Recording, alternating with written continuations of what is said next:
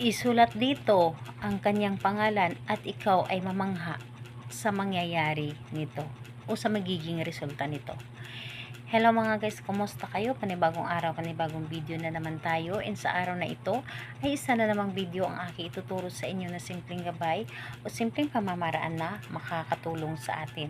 At bago ang lahat, gusto ko lang mag-disclaimer sa mga taong hindi naniniwala at hindi gusto ang mga kagaya nitong video. Please skip this video and maghanap kayo ng videos na gustong gusto nyo, dahil ang video na ito ay para lamang ito sa mga taong naniniwala and gusto mag-try. Sa lahat po ng mga nagko-comment dito sa aking video dito sa loob na aking channel, mag-ingat sa lahat ng mga nagre-reply sa inyo na dinadala kayo sa kanilang WhatsApp and Imo app upang makaiwas po tayo sa scam. Ngayon po, ituturo ko sa inyo paano kayo magiging masaya sa inyong relasyon. So, pwede itong gawin sa parehasang kasarian, babae ito babae, and lalaki ito lalaki, and syempre naman sa ating babae at lalaki na mag-partner.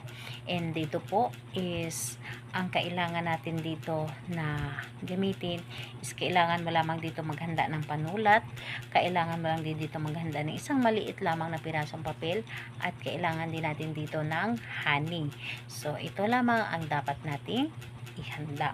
And ayun, kapag handa na yung ating gagamitin, kailangan na alam mo sa iyong sarili na gustong gusto mo itong gawin, and naniniwala ka at hindi ka nagdududa sa inyong dapat na gawin, and buo dapat, and dapat alam mo sa iyong sarili na gustong gusto mo itong gawin, and naniniwala ka dapat. So ayun po, kapag ready na, pwede mo na itong simulan. So ang gagawin mo lamang dito sa isang papel, isulat mo lamang dito ang kanyang pangalan ng isang beses lamang.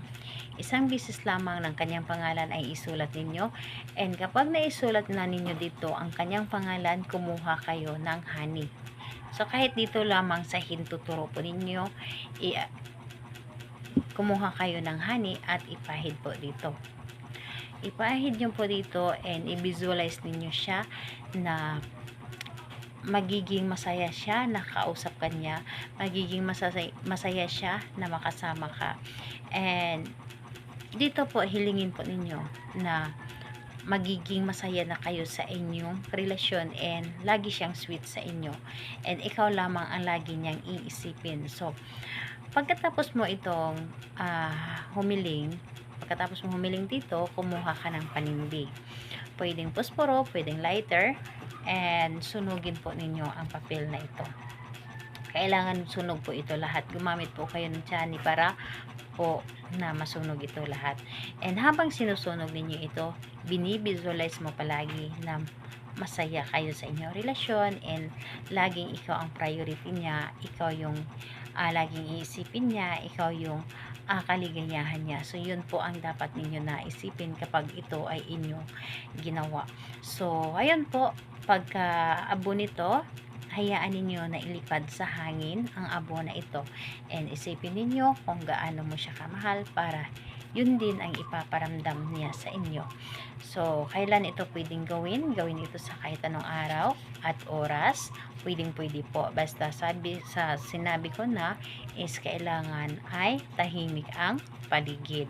So ayun, salamat po sa inyo. Bye bye everyone, God bless us all.